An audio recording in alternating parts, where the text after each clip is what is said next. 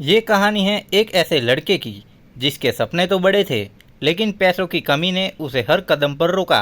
कभी कर्ज का बोझ तो कभी फसलों की बर्बादी। पर क्या गरीबी उसके सपनों को तोड़ पाई? जानिए कैसे उसने अपने हालातों से लड़ा और अपने सपनों को सच किया। राजू एक छोटे से गांव में रहने वाला लड़का था। उसके पिता किसान थे और माँ घर संभालती थी।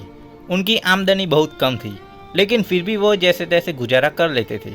राजू को पढ़ने का बहुत शौक था।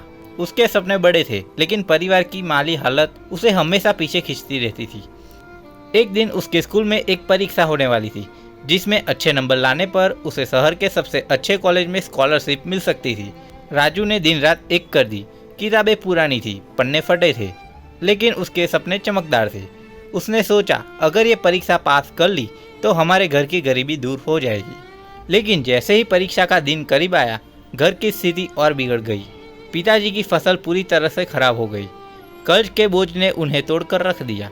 माँ की आंखों में आंसू थे। राजू ने परीक्षा देने जाने की बात की तो पिताजी बोले, बेटा पैसे नहीं हैं।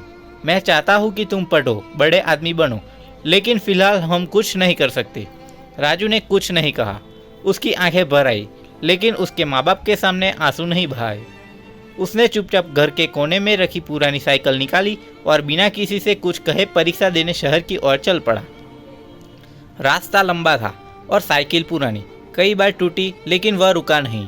उसने सोचा, अगर मैं हार गया तो मेरे परिवार की हालत कभी नहीं बदलेगी। जब वह शहर पहुंचा तो परीक्षा शुरू होने में बस 5 मिनट बचे थे। थका हारा पसीने से भीगा हुआ राजू सीधा परीक्षा कक्ष में गया। उसने बैठकर पेपर हल करना शुरू किया। भूख थकान सब भूलकर उसने पूरा पेपर दिल से हल किया। महीने भर बाद रिजल्ट आया। राजू को न सिर्फ अच्छे अंक मिले, बल्कि स्कॉलरशिप भी मिली। आज राजू शहर के एक बड़े कॉलेज में पढ़ाई कर रहा है।